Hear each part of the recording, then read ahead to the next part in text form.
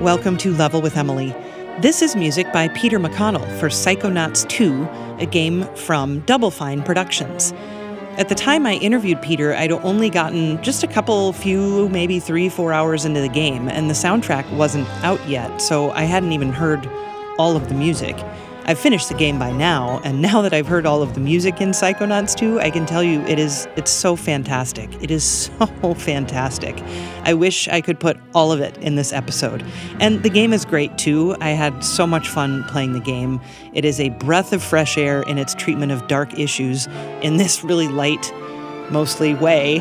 And it was great. But the music, let's talk about the music. Peter starts off talking about how cinematic the game is.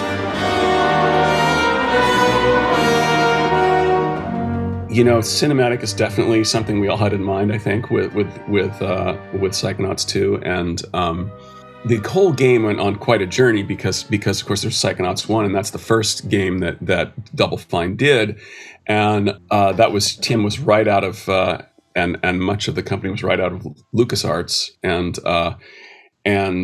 it was 2000, and everybody was out striking out and doing something. The prequels had just come out, the Star Wars prequels, and so that sort of marked a turning point, you might say, in the land of LucasArts, where a lot of people who've been working there for a bunch of time went out into the world. And Tim and I were a couple of them doing our various things, and so Double Fine itself was literally working out of a garage in South of Market. Which is a sort of for those of you who don't know, it's kind of a quasi-hip industrial section of San Francisco. And so there was a giant garage door that you went into to get to the company, which was in fact in the garage. And the cars would park, and then there were lofts, exposed lofts, right next to where the cars parked, and that's where everybody worked. And it was, the most bootstrap sort of situation you can imagine. And I'm told that, there was one employee who had like a stinkier car than everybody else, and everybody, would give this guy grief every time his car would pull in, because essentially you had to breathe the fumes. Sure. So it was a very, and that's just a real long-winded way of saying we didn't have a ton of resources to work with. And so Psychonauts 1 was we didn't have a ton of resources, and maybe not the publisher support that we might have liked, and untested, unproven sort of situation.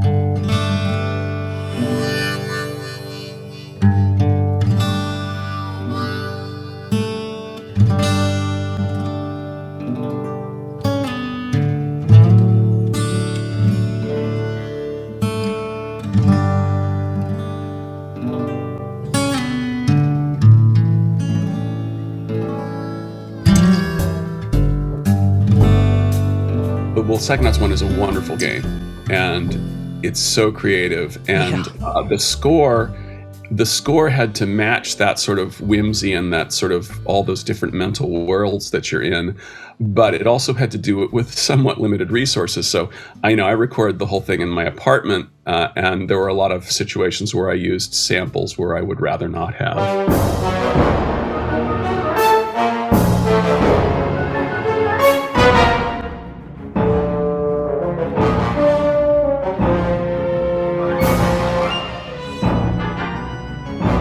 I'm very proud of that music. It's kind of like, as one of my composer friends put it, it's not look what I did, Ma. It's look what I did with the time and resources allotted. When Double Fine, in a much more mature state, came around and said, okay, we're going to do Psychonauts 2. I just thought, well, what a great opportunity to really sort of take some of these things where we wanted them to go in the first place. And we also, there was it was a 5-year, I think almost 6 for the company, 5 years for me of work on this game. And during that time, a lot of changes happened. Very fortunately for the company, Double Fine was acquired right before COVID hit. And I'll be honest with you, I mean, I don't know what we could have all done without that kind of support from Microsoft. And so Psychonauts started out, before that time, it had a certain vision. The vision quickly expanded beyond the resources available. And then very fortunately, we were able to have the resources match the vision. And I don't want to sound, materialistic or whatever, or crass or something like that, but it just really is just absolutely wonderful to be able to work with when you're trying to make a piece of entertainment, a piece of art, a game, and you have an idea of what it can be. It is just so amazing to be able to get close to that idea. So we had the time to do it. And very fortunately, and COVID did present some very serious challenges. I'll get to that later. But we were just so lucky to be able to be doing this and be supported in doing it during a very tough time. Yeah. And I think in some ways, Psychonauts, the subject matter reflects some of the things that we're all going through. And so it was satisfying to be able to really kind of take that where it really seemed like it wanted to go.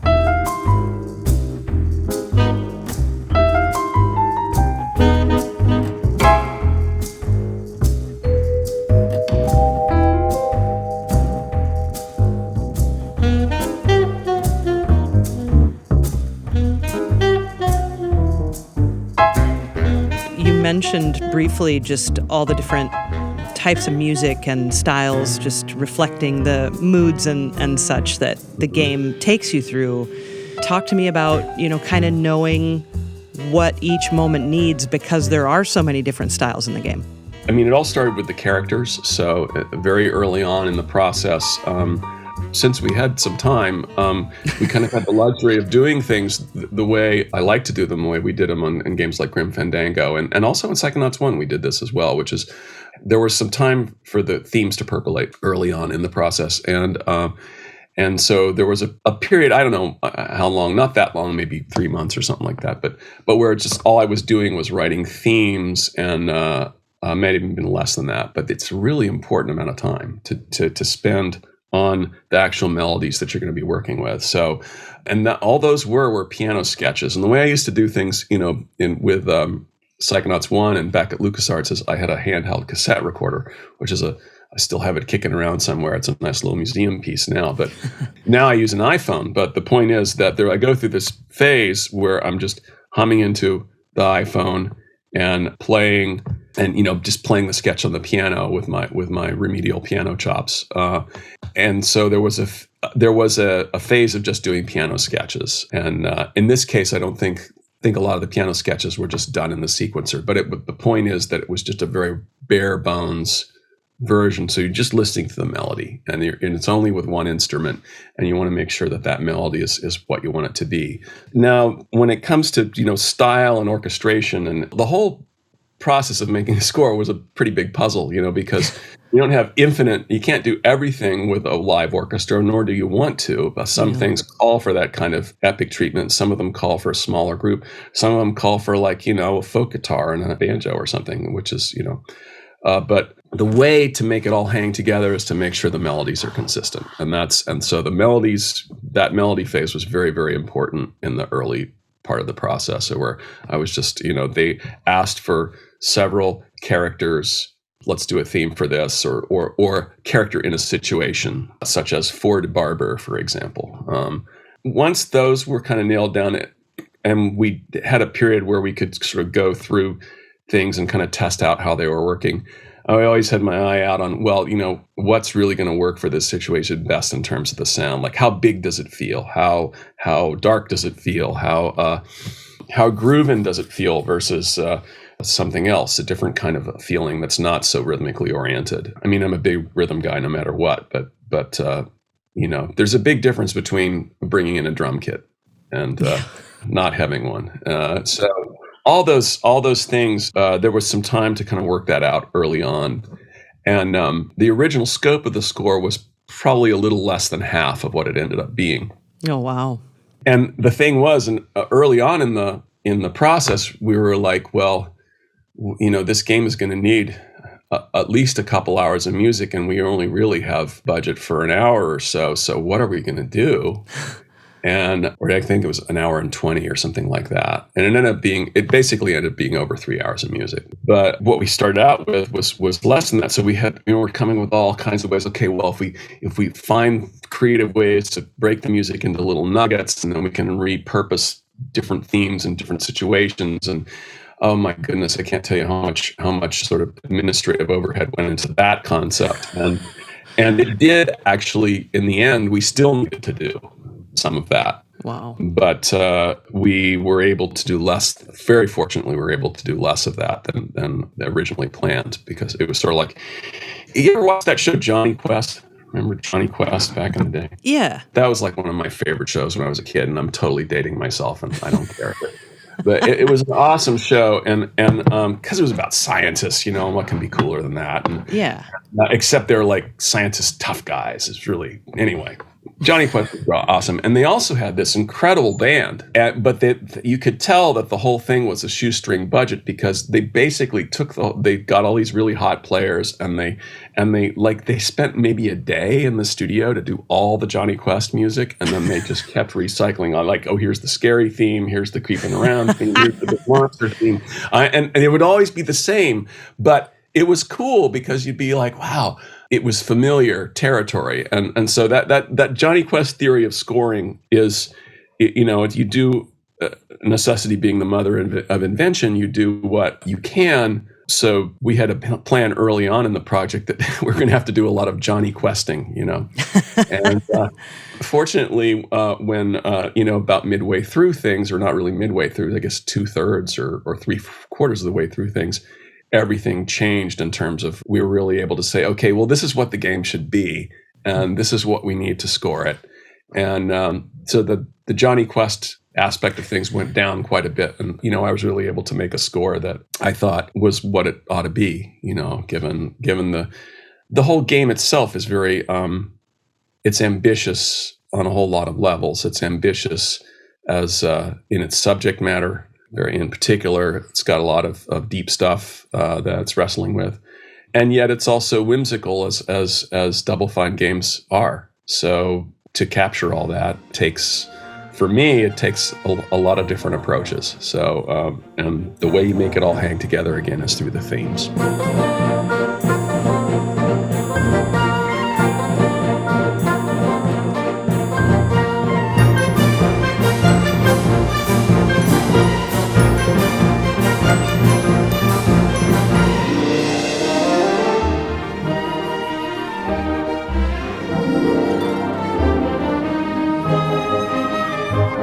Yeah, and the whimsicalness, or the whimsy, and the comedy and the humor in there it's just everywhere, whether it's your instrument choice that makes you laugh, or whether it's the music that you're paying tribute to that makes you laugh. There are so many different ways that you make the gamer laugh with your music. So I'd love to hear you talk more about that concept. Well, thanks. I do take humor very seriously.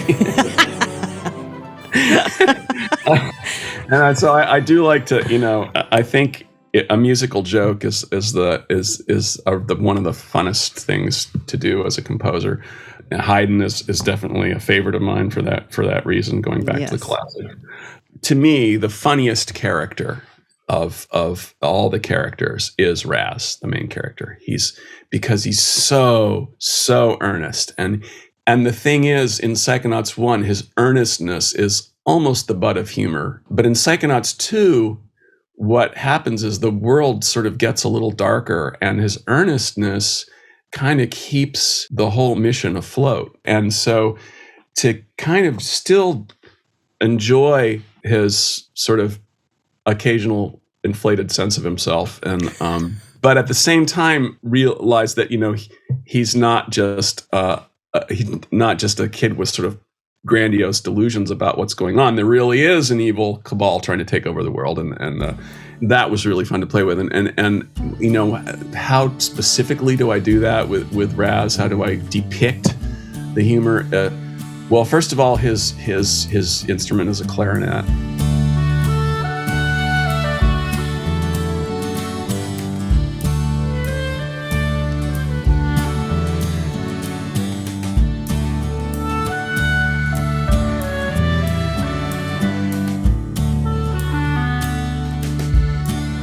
No, I mean, it's one of my favorite instruments. I'm not knocking clarinets here, but there's a tradition of whimsical clarinet, especially klezmer, the klezmer tradition, and also the sort of joyful, bouncy clarinet, which is a little bit related to that, really, if you look at someone like Benny Goodman.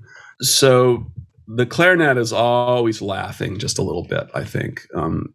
Or if not laughing, just it's at least got a little smile on, or a little wry. That's the word I want. It's a little wry smile.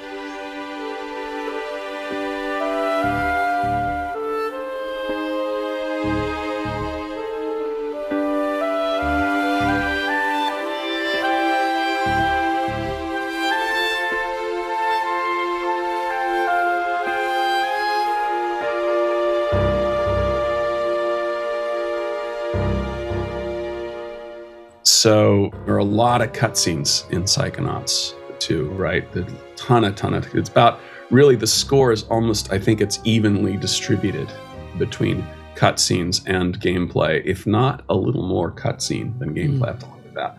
But in any case, it's pretty close, because the drama in the game is a big part of the actual game.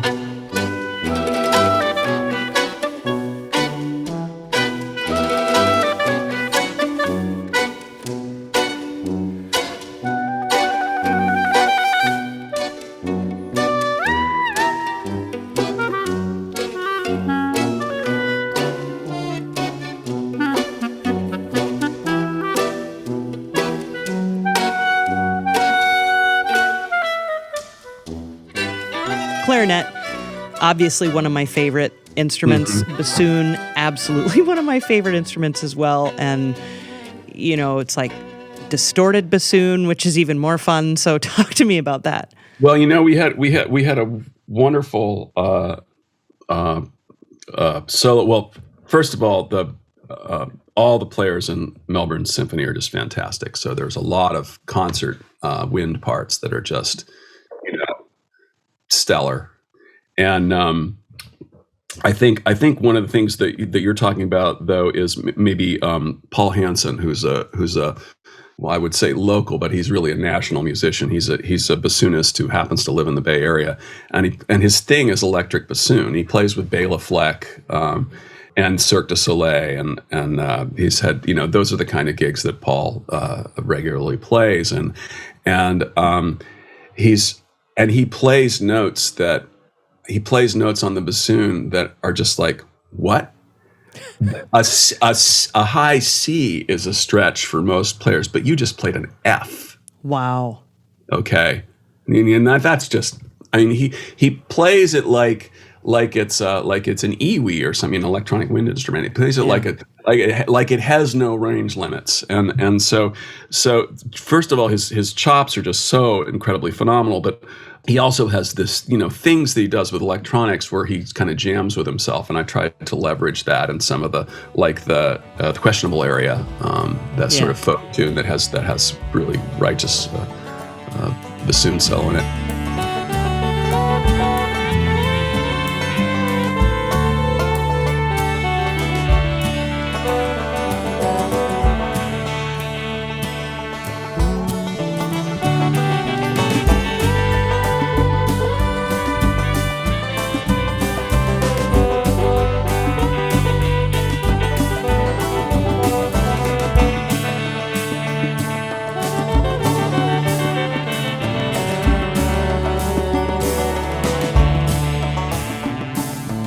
There's some electric bassoon in the Bobsey Island too, which is just really awesome. So that's kind of a specialty, and I'm just kind of lucky to know Paul, Yeah. The casino area, that's as far as I've gotten so far. I'm in the casino you haven't gotten to right Bobsey now. Yet. But you have. So have you gotten to the questionable area yet? That's sort of the outdoor area. Okay, well, you got to get to check out the questionable area, because you will hear definitely some pretty out there electric bassoon soloing. Nice. I don't think if there's any before that. There's something that happens when you're walking through the academy area, or whatever the main lobby area is. That's the first time I ever heard it. Was at some point in there. Right. There is a bassoon solo in the electric bassoon solo, I'm pretty sure, in the intern tutorial. The intern hazing when the he's going around in his underwear. Yeah, yeah, that's exactly it.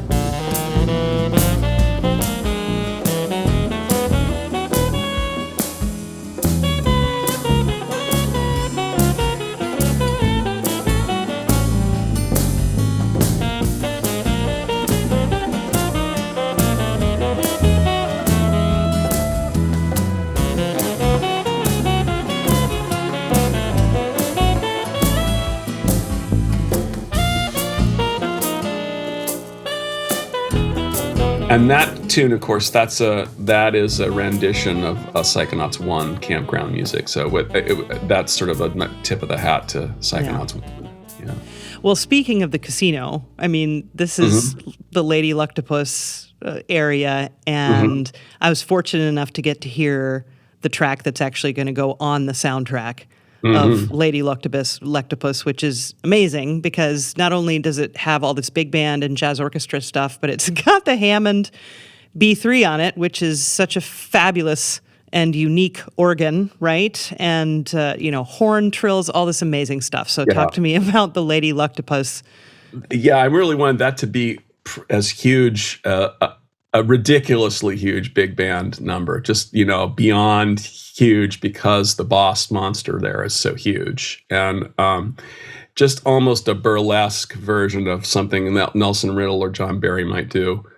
As such, and this sort of gets into a little bit into our COVID limitation thing, but it's a actual sort of a world effort because the orchestra is recorded in Melbourne, the rhythm section is recorded in Nashville, and the Hammond organ is my friend Andy Burton, who's just a phenomenal keyboard player. Who he plays for Little Steven and the Disciples of Soul these days, and he previously played with John Mayer and Cyndi Lauper. I think he still plays with Cyndi Lauper from time to time. I'm lucky to know some pretty high-power cats, you might say, and he is really we're friends from way back and from college and have worked together less than we would like, I think, because he's over there in Hoboken and I'm out here. But he's a good buddy and just a phenomenal, as you can hear, just a phenomenal player. And so that was his Hammond organ.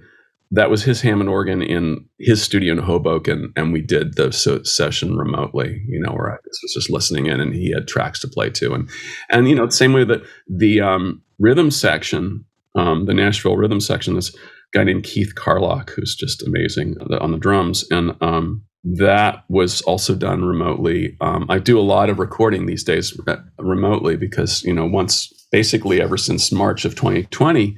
Everybody's had to kind of up their game in terms of how to record, how to not be in the same room and still record music.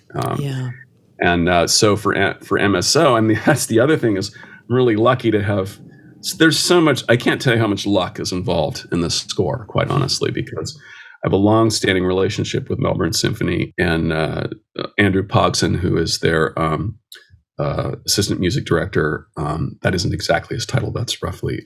We go way back. We've done a bunch of these projects together, and I consider him a good friend. And just to be very blunt, the Australians handled, and it's I suppose it's a little bit easier when you're Australian. You have limited airports and you're down there, but they handled the COVID crisis dramatically better than we did. I mean, I don't know where, at least at the time these recordings were made, I don't know where you could have gotten 20 people in a room in the United States of America. Don't know where it could happen. And it was touch and go there too. I mean, they had some sketchy situations that happened, but they were very, they really got on top of the plague. So what we were able to do is, first it was going to be only 20 people in a room. At one time, we were going to record the orchestra in 3 sections.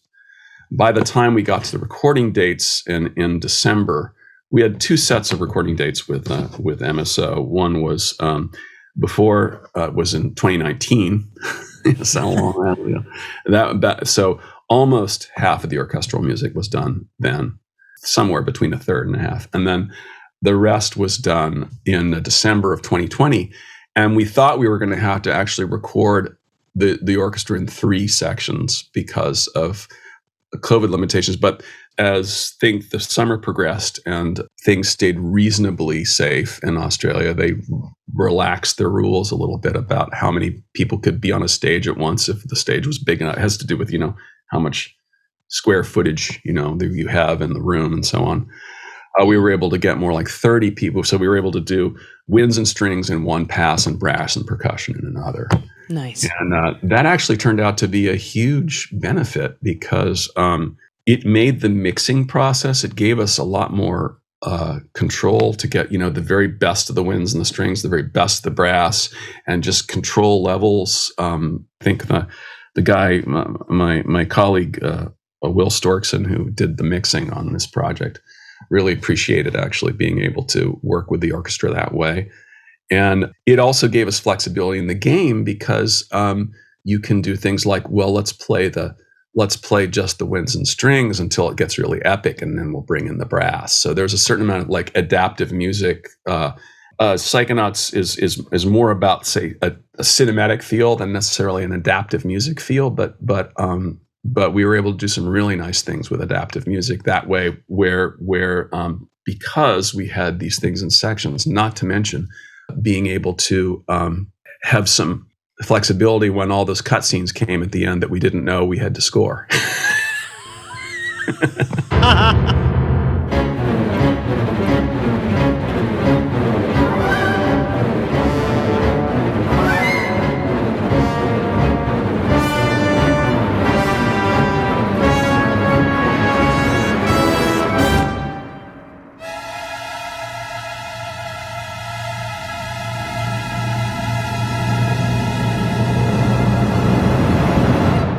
I think at the very end, all of us who are doing audio, I keep saying we because I am writing music, but I've got a team of musicians out there and an amazing mixer, and then Camden. There's a whole audio team over at Double Fine, Camden Stoddard and Paul O'Rourke and Steve Green, and everybody was scrambling at the end as scenes came in. I was like, Oh, you mean that one's twice as long as it was before? Gee, I didn't know that.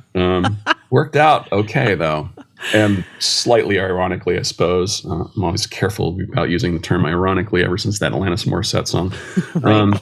The fact that we had to record the orchestra in separate sections, had to distribute the recording around the country, around the world, actually was a benefit in the end because we had more flexibility in terms of what to work with the score.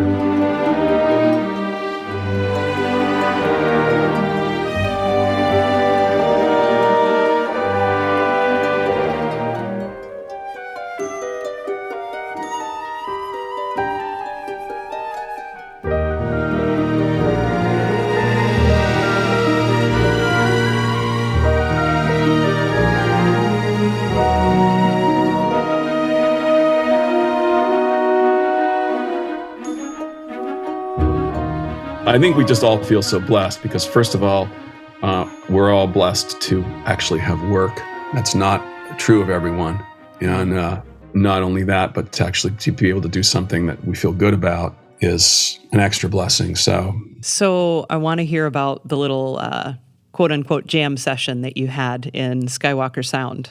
Yeah, that was a little bit of a reunion of sorts between Michael and Clint and myself, we were the 3 composers at LucasArts back in the 90s.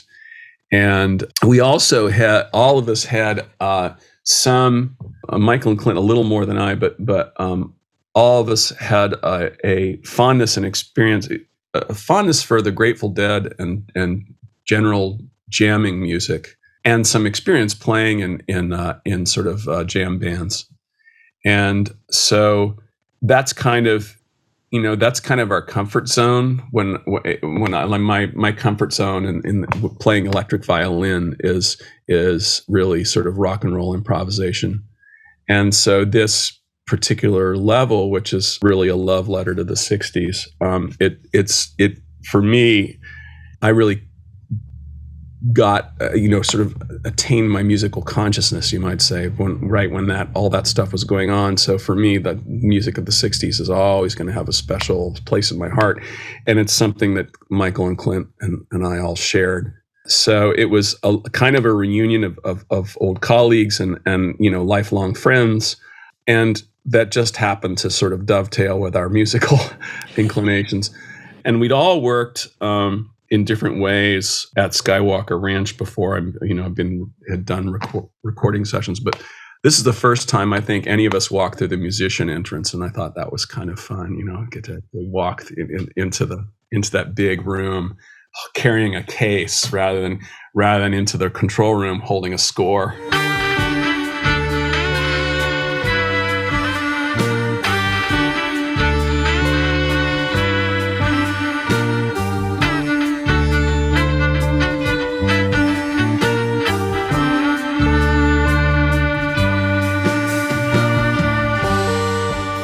Leslie Ann Jones, who's engineered us, and that's she runs the scoring stage at Skywalker. She's a legend.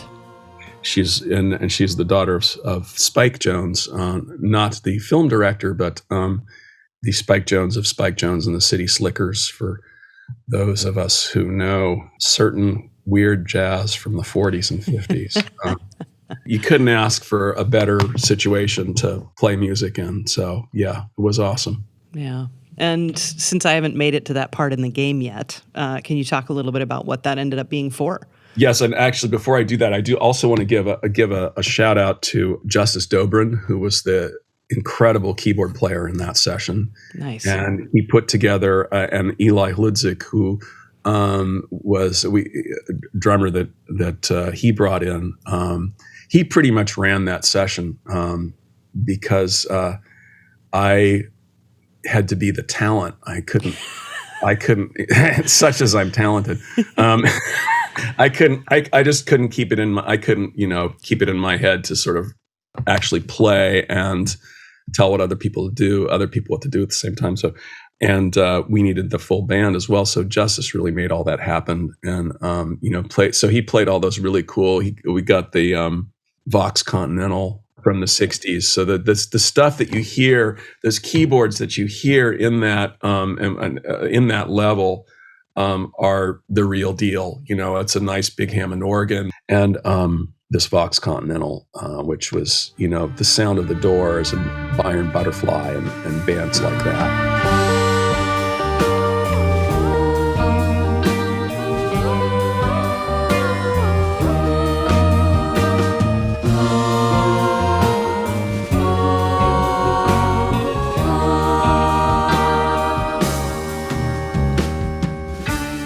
So we really tried to do, and even down to the drum kit, we really tried to do authentic rigs for this music.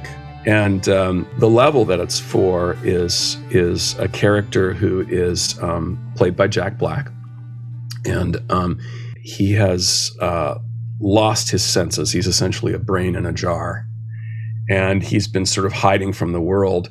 But he used to front a band back in the day, and that band, it was a psychedelic band, in the 60s, early 70s maybe. And the sort of, I love that level so much. And it's not only a love letter to the music, but I don't know if you know the Yellow Submarine and the artwork of Peter Max. There's definitely, I don't think the artist would be offended if I said there's a serious artistic homage to visual art from that time. Everything from like the Yellow Submarine to Sesame Street. And it's so nice to see that sort of colorful world. And a reminder, I think, too, on a larger level of just a really kind of, it wasn't a great time, but it sure was a creative time and a largely positive thinking time. I think that there's that being captured in this level with this character who's, like all of us, been trapped and closed, and is just getting back in touch with who he used to be as an artist, as a human being. It's like, and then when you play the level, it's so much fun because you're sort of grooving around in this kind of psychedelic world, and you hear Jack Black saying, "Oh, I can smell. Oh, is that sweat?" I mean, they're it's just so funny, but it's also really kind of the way we all feel. I think as we start to go out in the world again after, and we may have to go back in the old lockdown again. Who knows? But there's so much going on in that level in terms of human experience that we've all experienced, and it was a lot of fun to do that, to do the music for that level.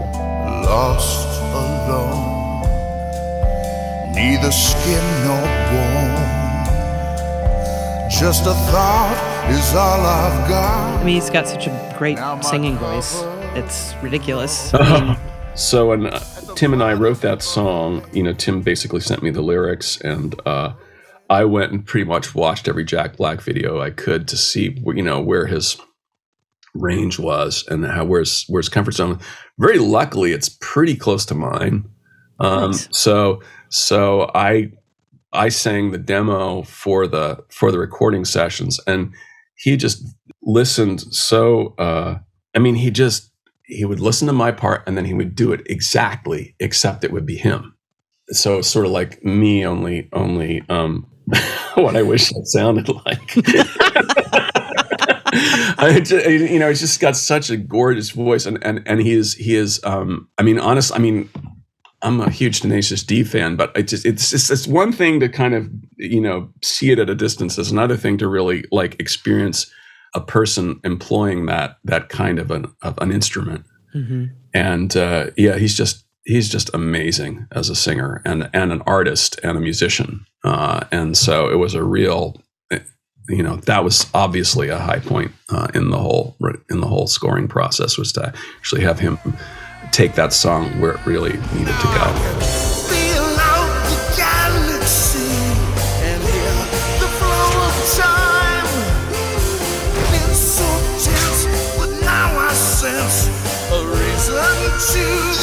And of course, you're pretty much a wizard on anything with strings. So I do play I can make anything with strings on it go, except for a cello or a stand-up bass. But okay. But how much making it go is one thing, and doing it well, of course, is another. So. Yeah. Did I hear electric cello in there at some point as well? Maybe with sitar or something? What was that instrument? No, that's my electric violin. Oh, is it? Yeah. Did you pitch it down, or are you just playing in the lower? No, it's a 5-string violin, so it has a low C. Oh, neat. Okay, Yeah. so it's like almost viola. It is a viola. It's exactly a viola and a violin at the same time. That's incredible. Electric violins tend to. There are a lot of them that have broader ranges than usually lower ranges than because that E is pretty high. But yeah, it's a thing. Electric violins that can go down. I did not know that. Yeah, so like El Shankar plays one that goes down to like an F or something like that. Oh wow, okay. But because it's electrified, I mean, this is sort of I suppose a geeky detail, but because it's electrified, the wood isn't required to produce as much of the resonance, and therefore you can get lower strings and amplify the sound and get a nice rich tone. So a 5-string violin they're not super common, but they're not uncommon. I just love having that low C. Oh gosh, it's so cool. And that's the sound you're hearing. It's supposed to sound like a cello, that part, but it really is. It's just an electric violin played through my my rig.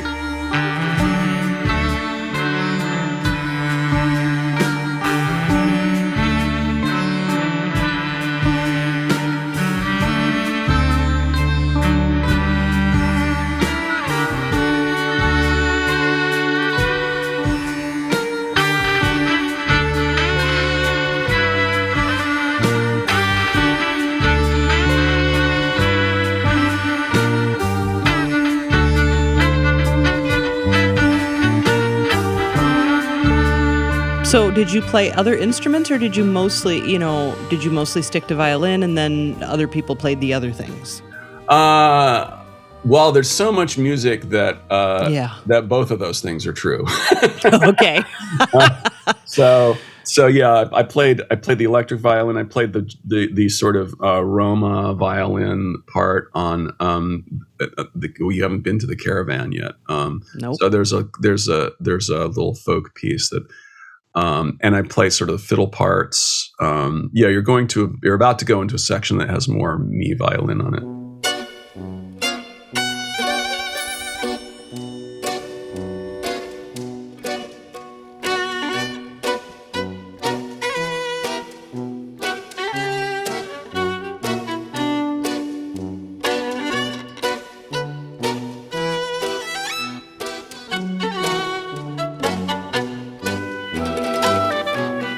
5-string banjo I played. I've got a bunch of, it's in the credits. I probably the significant ones would be violin, 5-string banjo.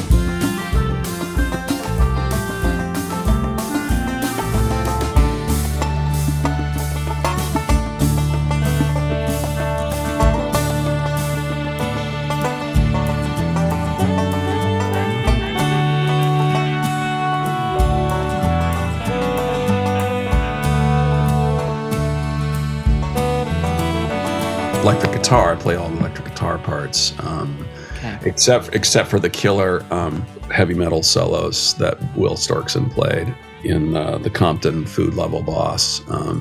That's a funny story about that. Someone in the Microsoft test department flagged as a bug that there are not enough electric guitar solos, which I think it was hilarious. In that particular tune, because Will's playing is so great, and there are like 5 solos in there, but his playing is so great that this guy wanted to hear more, so he flagged it.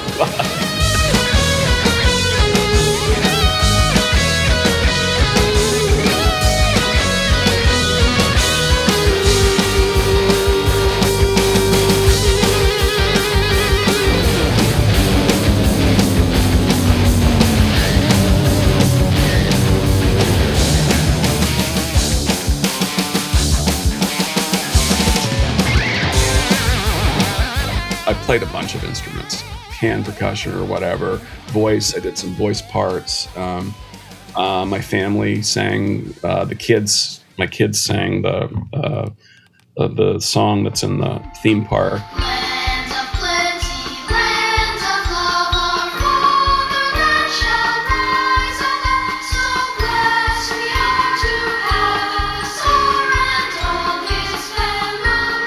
And they also, in the rock and roll piece, that bridge, that also has them singing. My kids and my wife actually sang on that.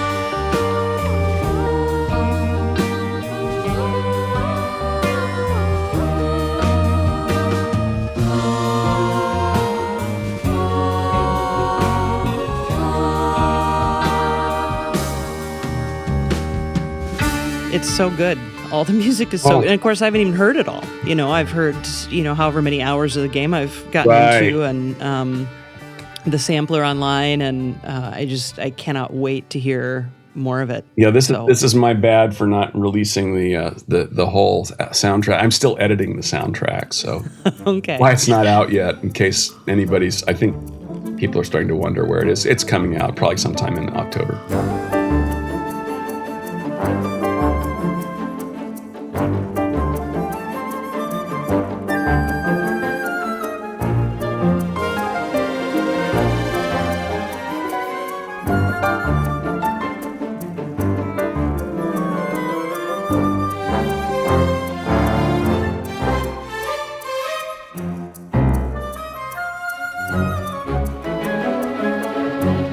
This is really one of the few situations where I've gotten to do really what I thought everything that needed to be done. It's not always the case, and sometimes when you get that opportunity, it turns out to be too much, like you overdo it or something like that. And I hope that didn't happen in this case. I don't feel like it did. I feel like one of the things that I really liked was being able to work with a ton of the musicians that I had worked with over the years on other projects and kind of bring them together, if not in the same room, then at least on the same tracks. So, being able to work with MSO and my friend Andy and Paul Hansen and Matt Eckel, who's an amazing flute player. He used to live in the Bay Area. He lives up north now. I even had Seth Tsui, who's a composer. He lives in Beijing now. He played the Erhu part. So we literally had, musicians from Beijing to Orlando playing on this. And I know that's more common now, and it's maybe not a big story, but it just feels really good to be able to bring people together that you've worked with over the years and say, this little thing here, it's really special, and I'm really glad to have my friend Hans Christian on the cello, who played on Grim Fandango, who's up in Wisconsin now. So it's just awesome to be able to do that, and it's kind of like throwing a big birthday party or something and inviting all your friends. And I think that was the most fun thing about it. Is what can I do that can get all these folks together? And that's what happened. So I'm really happy about that.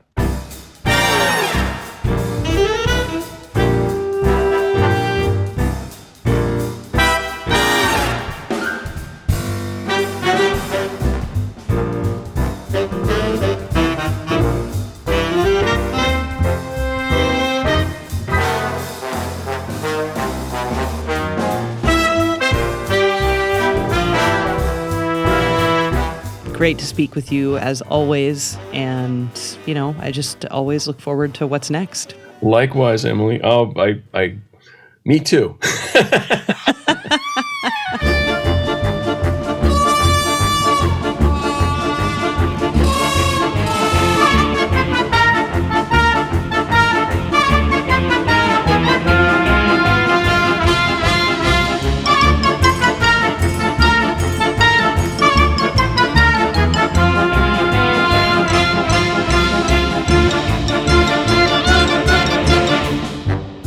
Thanks for listening to Level with Emily Reese. You can learn more about Peter McConnell and see a playlist at patreon.com/level. I'm Emily Reese. Sam Keenan is our producer. Say hi, Sam. Hello. You can follow us on Twitter and Facebook at Level with Emily and learn more about us at levelwithemily.com, made possible by Adam Selvage at Tiki Web Services. Composer Brad Gentle does our YouTube channel. Level with Emily Reese is a production of June Media, Inc.